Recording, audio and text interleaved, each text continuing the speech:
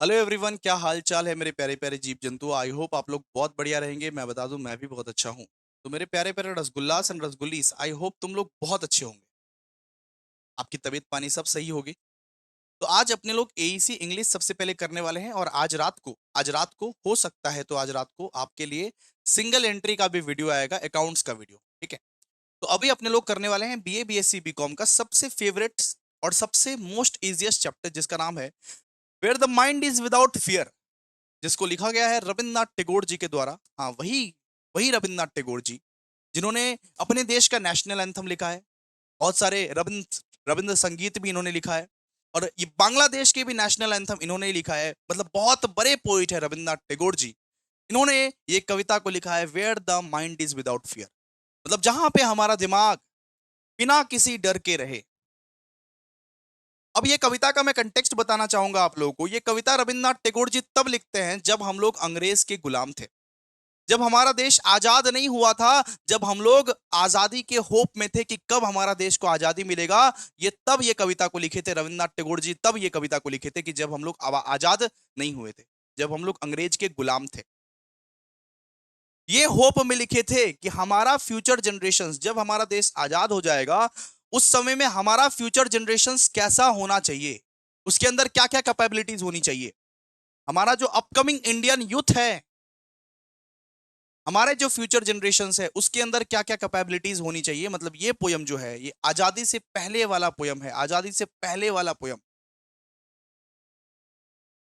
और जहां पे रविन्द्रनाथ टैगोर जी आप लोगों से ये आशा करते हैं, हम लोगों से ये आशा करते हैं कि जो हमारे फ्यूचर जनरेशंस है, ये देश आजाद होने के बाद जो फ्यूचर जनरेशंस है, उसके अंदर क्या क्या क्वालिटीज, क्या क्या कैपेबिलिटीज होनी चाहिए, ये आशा करते हैं। ठीक है। तो बहुत ही अच्छा पोयम है, where the mind is without fear. इसको पढ़ेंगे भी और इसका एमसीक्यू भी क्रैक करेंगे। लेकिन सबसे पहले दोस्तों देखिए, अगर आप लाइक कमेंट शेयर नहीं करते हैं ना, तो मेरे को डिमोटिवेशन आ जाता है। और सेम वन के अभी बहुत सारे कंटेंट आने बाकी हैं, जैसे ईडी, अकाउंट्स, पीपीएम, आप जानते हो, सीवी। तो अगर आप चाहते हो कि बराबर तरीके से कंटेंट आता रहे, रेगुलरली आता रहे, तो काइंडली एक बार लाइक कर दो, कमेंट कर दो, शेयर कर दो। आप नहीं करोगे लाइक तो कौन करेगा बताओ। मेरे पास क्या इतने पैसे हैं कि मैं ये मार्केटिंग वालों को बुलाऊंगा, लाइक करवाऊंगा, फेक लाइक्स। मेरे पास नहीं है पैसे इतने। आप नहीं करोगे लाइक, आप नहीं एक अच्छा कंटेंट को सराहोगे, तो कौन सराहेगा। यूट्यूब में बहुत सारे अच्छे अच्छे टीचर्स हैं, लेकिन आप अच्छे कंटेंट्स को लाइक नहीं करोगे, सपोर्ट नहीं करोगे, शेयर नहीं करोगे अपने कॉलेज ग्रुप में, तो कौन फिर सराहेगा बताओ ना।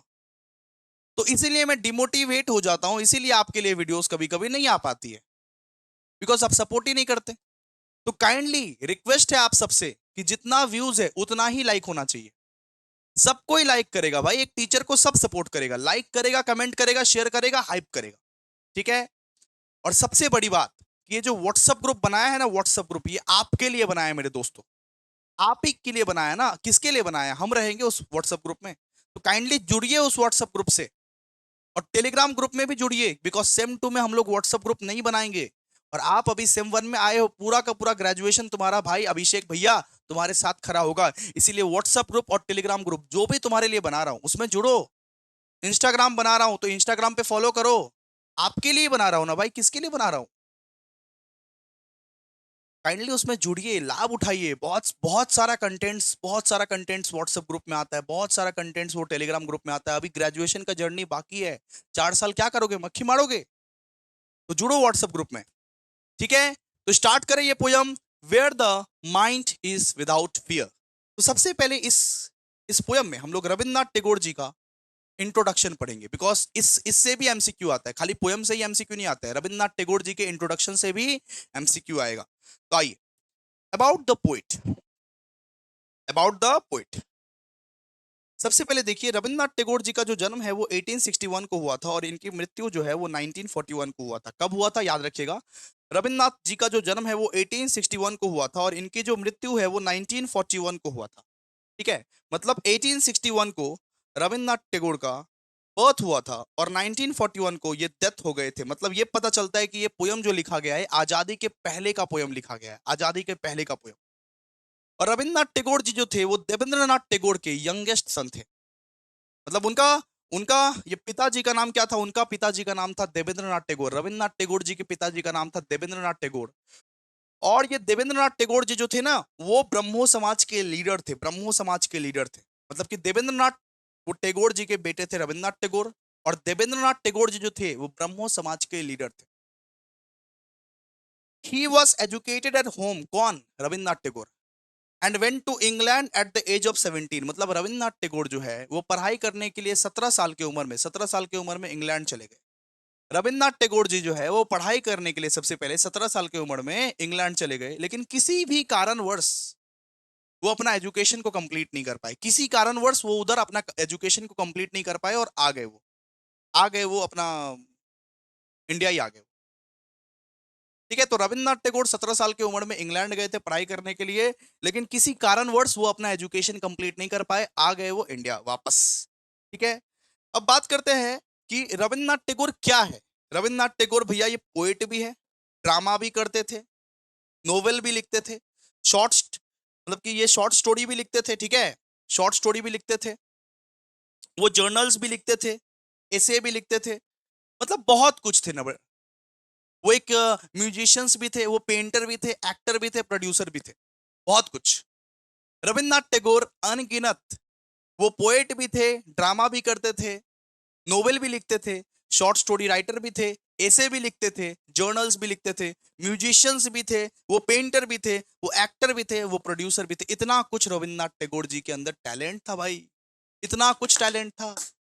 One of the best poet of India. वो डायरेक्टर भी थे, वो एजुकेटर भी थे, वो पेट्रोइट भी थे। मतलब वो क्या क्या थे, सबसे पहले पहले डिसाइड करते हैं कि वो क्या क्या थे। सर, रविन्द्रनाथ टैगोर जी पोएट भी थे, ड्रामा भी लिखते थे, ड्रामा भी करते थे, नोवेलिस्ट भी थे, मतलब कि नोवेल भी लिखते थे, वो शॉर्ट स्टोरी राइटर भी थे, सुनिए, ऐसे भी लिखते थे, क्रिटिसिज्म पे बात भी करते थे, फिर फिर वो फिर वो थिएटर भी करते थे, फिर वो जर्नल्स भी लिखते थे। ठीक है, लेटर्स भी लिखते थे, म्यूजिशियंस भी थे, पेंटर भी थे, एक्टर भी थे, प्रोड्यूसर भी थे, डायरेक्टर भी थे, एजुकेटर भी थे, और ये पेट्रोइट भी थे। ठीक है, तो बस एक बार पढ़ लीजिएगा। ठीक है, आई अब आगे, कि ये जो पोयम है, ये जो poem where the mind is without fear है, ये एक कलेक्शन है गीतांजलि का। अब गीतांजलि क्या है आप बोलोगे, तो गीतांजलि एक ऐसा कलेक्शन है, गीतांजलि एक ऐसा कलेक्शन है जहां पे बहुत सारा पोयम्स लिखा है। मतलब आप ये समझिए, गीतांजलि एक ऐसा बुक है जिस बुक में बहुत सारे पोयम्स लिखे गए हैं, उस कलेक्शन को अपने लोग बोलते हैं गीतांजलि। गीतांजलि एक ऐसा बुक है जिस बुक में बहुत सारे पोयम्स लिखे गए हैं। ठीक है, तो गीतांजलि के लिए, गीतांजलि गीतांजलि जो है वो पब्लिश हुआ था 1910 में। गीतांजलि जो है वो सबसे पहले पहले पब्लिश कब हुआ था? 1910 में पब्लिश हुआ था, और ये बंगाली लैंग्वेज में पहले पहले पब्लिश हुआ था। ठीक है, गीतांजलि जो है ये बंगाली लैंग्वेज में ये पहले पहले पब्लिश हुआ था, और उनके लिए उनको नोबेल प्राइज भी मिला था। गीतांजलि के लिए उनको नोबेल प्राइज भी मिला था, याद रखिएगा। और 1912 में इसका इंग्लिश ट्रांसलेशन भी आ गया। मतलब कि गीतांजलि जो है, जिसका रचयिता कौन है? रविन्द्रनाथ टैगोर। 1910 में ये बंगाली लैंग्वेज में सबसे फर्स्ट पब्लिश हुआ था, और 1912 में इसको इंग्लिश में ट्रांसलेट भी कर दिया गया, इंग्लिश में ट्रांसलेट भी कर दिया गया। नाम था गीतांजलि। गीतांजलि मतलब सेट ऑफ पोयम्स, बहुत सारे पोयम्स उसमें लिखे थे। गीतांजलि में अनगिनत पोयम लिखे हुए हैं उसमें। और where the mind is without fear जो है, ये 35वां नंबर का पोयम है। मतलब कि 35 नंबर पे ये पोयम को लिखा गया है, where the mind is without fear. Gitanjali के 35वां नंबर पे ये पोयम को लिखा गया, मतलब 35th नंबर पोयम है। ठीक है, आई होप आप लोग समझ गए। और गीतांजलि के लिए इनको नोबेल प्राइज भी मिला था 1910 में। गीतांजलि के लिए उनको नोबेल प्राइज भी मिला था, नोबेल प्राइज भी मिला था। ठीक है, तो बहुत महान कवि थे, बहुत महान लेखक थे, बहुत महान एसे थे, मतलब कि एसेस्ट थे। तो चलिए आइए, इतना इंट्रोडक्शन काफी है। इतना इंट्रोडक्शन अगर आप कर लीजिएगा बस बात खत्म, और कुछ नहीं लगेगा। चलिए आइए, अब बात करते हैं इस पोयम का, एक एक लाइन करके समझते हैं कि क्या बोलना चाहे हैं वो इस पोयम में। अच्छे से सुनिएगा, फीलिंग के साथ सुनिएगा। फर्स्ट लाइन को रीड कीजिए। सबसे पहले ये पोयम जो है, ये पोयम कब लिखा गया था? ये पोयम रविन्द्रनाथ टैगोर जी तब लिखते हैं जब हम लोग अंग्रेजों के गुलाम थे।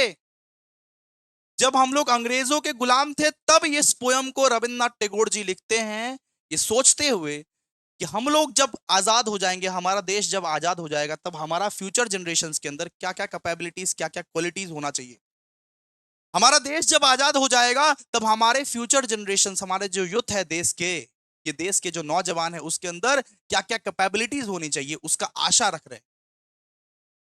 चलिए आइए अब पढ़ते हैं। फर्स्ट लाइन में देखिए, where the mind is without fear and the head is held high. मैं उस देश की बात कर रहा हूं जहां पे हम बिना कोई डर के रह पाए और हमारा माथा ऊंचा रह पाए। मतलब कि यहाँ पे रविन्द्रनाथ टैगोर जी उस देश की बात कर रहे हैं, मतलब एक स्वाधीन भारत की बात कर रहे हैं, आजाद भारत की बात कर रहे हैं कि हम उस देश में रहना चाहते हैं जहां पे हम बिना किसी डर के रहे और हमारा हेड हमेशा हाई रहे, मतलब माथा मुंडी हमेशा ऊंचा रहे, मुंडी हमेशा ऊंचा रहे, सिर उठा के चले। हम उस देश में रहना चाहते हैं, हम किसी से ना डरे, क्योंकि वो तो अंग्रेज का जमाना था। मतलब वो ये कल्पना करते हैं कि काश हमारा देश आजाद हो जाए और उस देश के नौजवान बिना किसी डर के जिए, बिना किसी डर के जिए, आजादी से जिए, और उनका जो सिर है, उनका जो माथा है हमेशा हाई रहे। वेयर नॉलेज इज फ्री, हम उस देश में रहना चाहते हैं जहां पे नॉलेज फ्री हो। हम उस देश की बात कर रहे हैं, हम उस आजाद देश की बात कर रहे हैं जहां पे नॉलेज फ्री हो, जहां पे हर एक इंसान को respective of their caste, respective of their religion, knowledge free में मिले। नॉलेज हर किसी के लिए फ्री हो, जहां पे मतलब कि नॉलेज का कोई पैसा ना लगे।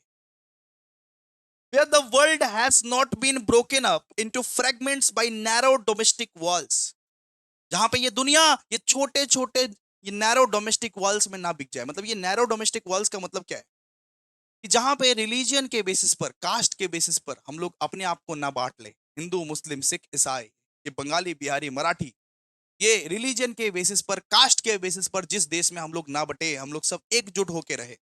Where the world has not been broken up into fragments by narrow domestic walls, जहां पे हिंदू मुस्लिम सिख ईसाई बंगाली बिहारी मराठी ये सब कास्ट, ये सब रिलीजन के हिसाब से हम लोग ना बटे।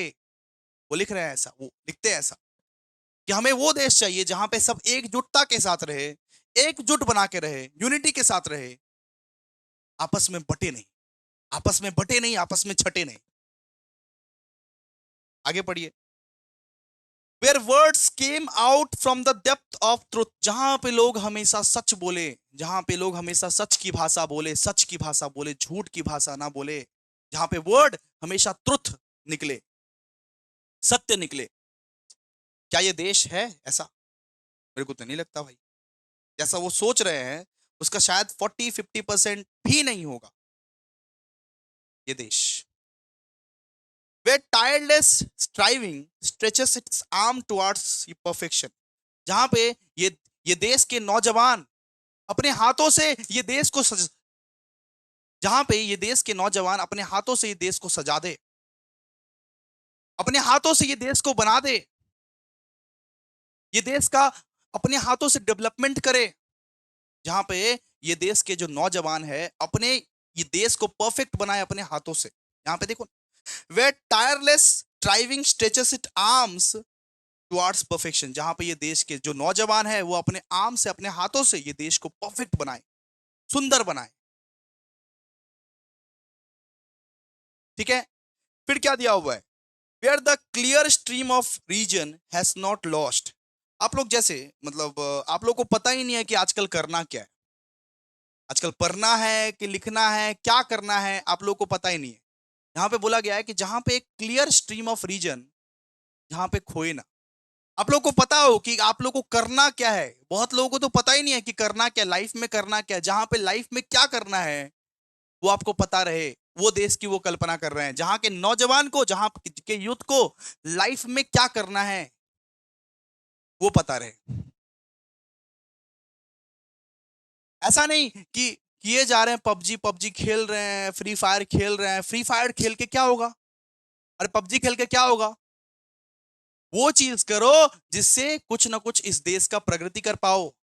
Where the clear stream of reason has not lost, life में करना क्या है वो पता रहे लोगों को। Its way into the desert sand of dead habit. अब ये desert sand of dead habit का मतलब क्या होता है? कि desert sand of dead habit का मतलब है कि आजकल भी लोग अंधविश्वास को मानते हैं, आजकल भी लोग ऐसा करके मानते हैं कि बिल्ली अगर रास्ता काट देगी तो अशुभ होगा, शुभ अशुभ जाति धर्म।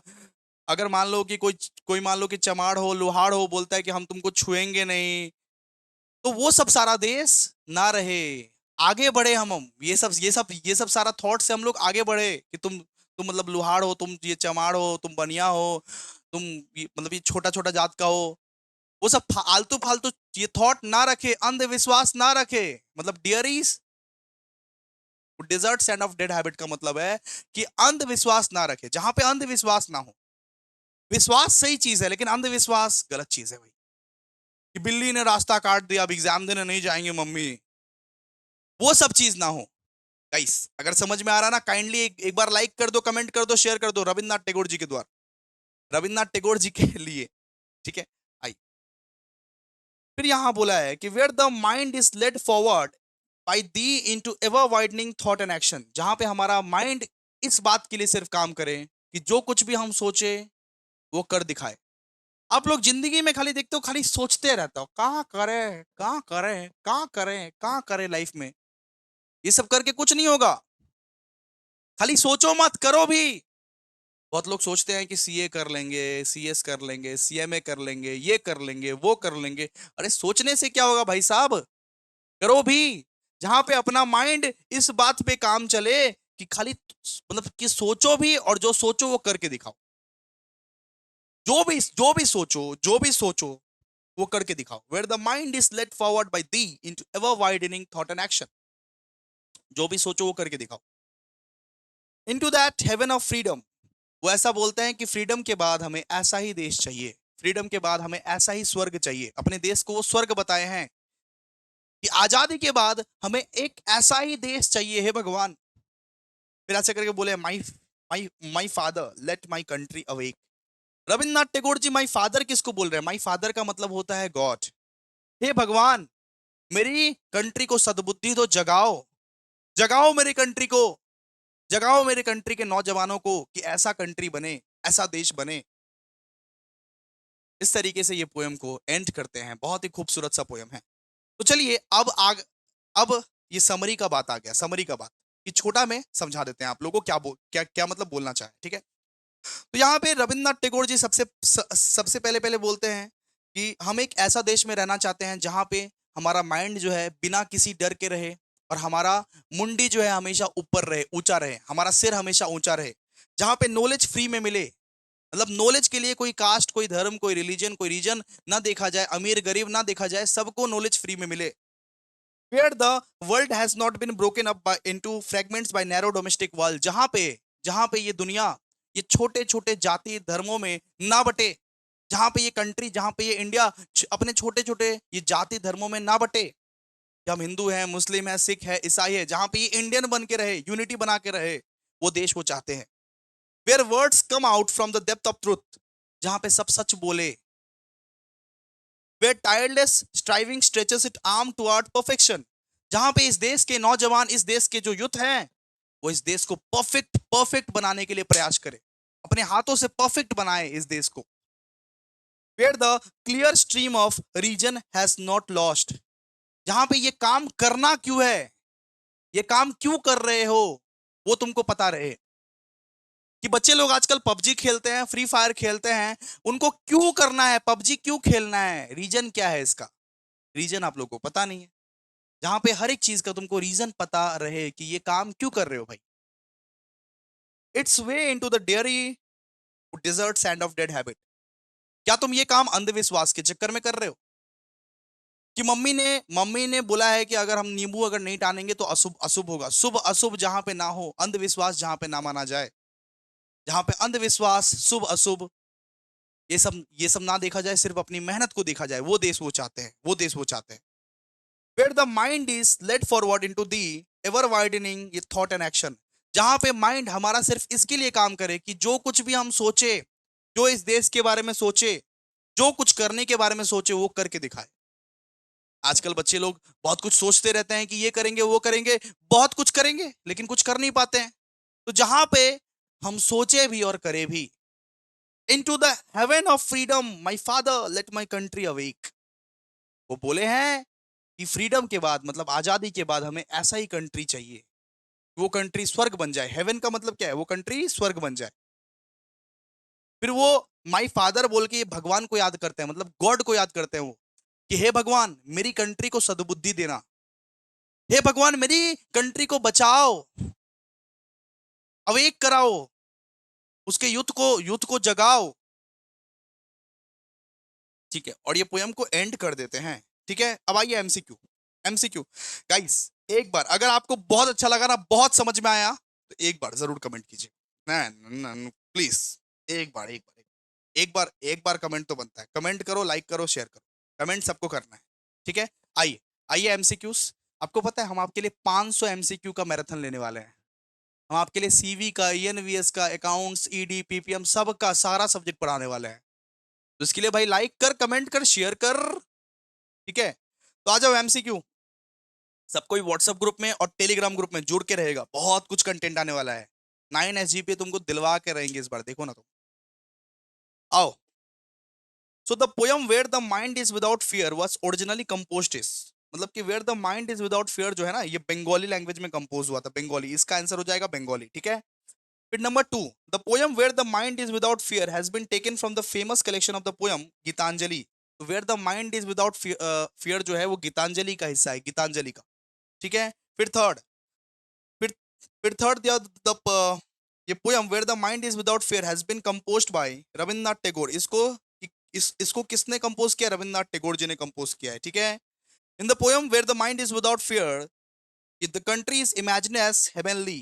ये कंट्री को स्वर्ग बोला गया है, कि एक ऐसा कंट्री चाहता हूं कि जो स्वर्ग बन के रह जाए। ठीक है, तो the phrase my father in the poem, ये माई फादर किसको बोला गया? गॉड को बोला गया, भगवान को बोला गया। माई फादर किसको बोला गया? गॉड को बोला गया। So the six six number, तो द मतलब कि पोएट ये Tagore hopes that our minds would be directed by God, मतलब हमें कौन सद्बुद्धि देगा? गॉड, भगवान। तो the phrase held head is held high given an impression of pride and fearness. तब ये माथा ऊंचा करना, इसका मतलब क्या है? कि अगर आप अपने माँ बाप के माथा ऊंचा करते हो तो वो लोग क्या महसूस करते हैं? गर्व, गर्व, प्राइड एंड फेयरलेसनेस, कि गर्व महसूस करते हैं और किसी से डरते नहीं है, माथा ऊंचा करते हैं, इसका मतलब। ठीक है, 8 number, so the poem where the mind is without fear expresses Tagore's hope for the future. वो होप कर रहे हैं कि फ्यूचर में ऐसा देश बन जाए अपना, फ्यूचर में ऐसा देश बन जाए अपना। How many poems are there in the Gitanjali? Gitanjali में कुल मिला के 103 पोयम है, 103 पोयम गीतांजलि के सेट में है। What is the mean by the subclause where the mind is without fear and head is held high? तो two by fearless and self respecting। तब इसका मतलब क्या होता है? कि हमेशा निडर बन के रहो और सेल्फ रिस्पेक्टिंग रहो। 11, according to the Tagore, what is the meaning of the subclause where knowledge is free? Where knowledge is free का मतलब क्या हो गया? Where knowledge is free का मतलब हो गया जहां पे पीपल को एकदम फ्रीली एजुकेशन मिले, उसका कास्ट, रिलीजन, उसका गरीबी, अमीरी, ये सब कुछ ना देखा जाए। Where people are provided education freely irrespective of their caste, creed, religion। ठीक है, अब 12, अकॉर्डिंग टू द टैगोर, ये नैरो डोमेस्टिक वॉल्स का मतलब क्या है? कि वो नैरो माइंडेड थिंकिंग, बहुत लोग मतलब छोटा छोटा सोच का होता है ना, छोटा छोटा सोच का, उसको बोलते हैं नैरो डोमेस्टिक वॉल्स। अरे छोटा छोटा सोच का जो लोग रहता है उसको बोलते हैं नैरो डोमेस्टिक वॉल्स। अंधविश्वासी लोग, छोटा सोच का लोग, उसको बोलते हैं। अरे जैसे आपकी फैमिली वाले है क्या बोल दिए सर? ओके, अब टैगोर ये कंपेयर से क्लियर स्ट्रीम, तो क्लियर स्ट्रीम का मतलब क्या हो गया? क्लियर स्ट्रीम का मतलब हो गया रीजन, रीजन। ये काम क्यों कर रहे हो बेटा? ये काम अगर तू कर रहा है तो कर क्यों रहा है ये काम? फिर बोला गया in the sentence where the mind is without fear the word thee refers to, तो ये दी का मतलब क्या होता है? गॉड, गॉड को एड्रेस किया, गॉड को।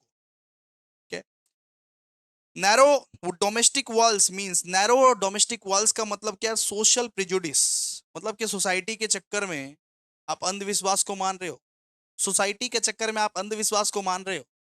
16 देखिए गाइस, कमेंट चाहिए मेरे को। आज कोई भी हालत में कमेंट नहीं करोगे शादी नहीं होगी, मैं बोला था ना एक बार, कमेंट चाहिए सबका, सबका कमेंट, लाइक, शेयर चाहिए। आप लोग मेरे प्यारे प्यारे बच्चों हो ना, प्लीज। तो टैगोर ये कंपेयर रीजन विथ, रीजन को किससे किससे वो कंपेयर करते हैं? स्ट्रीम से, स्ट्रीम से कंपेयर करते हैं। ठीक है, according to the Tagore the mind should be without fear, तो हमेशा हमारा जो माइंड है बिना फियर के होने चाहिए। What aspect of the Tagore is reflected in the poem where the mind is without fear? इसका हो जाएगा imperialist, ठीक है। फिर 19, so the expression ये depth of truth signifies, so depth of truth का मतलब क्या है? deep devotion of truth, मतलब हमेशा सच बोलो, डीपली सच बोलो, ठीक है। फिर द एक्सप्रेशन ये टायरलेस स्ट्राइविंग, ये टायरलेस स्ट्राइविंग का मतलब क्या है? कि जहां पे आप एंडलेसली कोशिश कर रहे हो, कोशिश बहुत करो, मतलब इस देश के नौजवान अपनी आखिरी दम तक कोशिश करें कि इस देश को परफेक्ट कैसे बनाए। इस देश के नौजवान बहुत एफर्ट लगाए, अच्छे से एफर्ट लगाए कि इस देश को परफेक्ट कैसे बनाए। जैसे मान लीजिए मैं टीचिंग कर रहा हूँ, मैं आप सबको पढ़ा रहा हूँ, मैं भी तो कोशिश ही कर रहा हूँ ना कि इस देश को परफेक्ट मैं कैसे बनाऊं, आप सबको एजुकेट मैं कैसे करूं। मैं दिन रात सुबह शाम क्यों खटता हूं? आप सबको एजुकेट करने के लिए। तो ये क्या है? एंडलेस एफर्ट्स, अनगिनत एफर्ट लगाओ। सिर्फ बात पैसे की नहीं आती, अगर पैसे की बात आती तो सिर्फ मैं पेड पेड बैचेस का करता, ठीक है। लेकिन यूट्यूब पे इतने सारे जो मैराथन्स आते हैं, इतने सारे जो मैराथन्स आते हैं, वो आप सबके लिए आते हैं दोस्तों। वरना तो मैं यूट्यूब में इंपॉर्टेंट क्वेश्चंस दे दूं, बोलूंगा कि जाओ तुम पढ़ लो, हो गया। एंडलेस एफर्ट इसका आंसर आंसर हो जाएगा गाइस। तो आई होप आप लोगों को ये चैप्टर बहुत अच्छे से समझ में आया है। काइंडली कमेंट कीजिए, अप्रिशिएट कीजिए, थोड़ा सा मोटिवेट कीजिए, बिकॉज आप लोग मोटिवेट करोगे तभी हम लोग कुछ कर पाएंगे आपके लिए, वरना ऐसे ऐसे वीडियोस नहीं आ पाएंगे। So sorry. काइंडली मोटिवेट कीजिए हम लोगों को, और व्हाट्सएप ग्रुप और टेलीग्राम ग्रुप में जोड़िए। ये चैप्टर हमारा खत्म, हम लोग सब कुछ प्रोवाइड करेंगे A to Z। तो थैंक यू।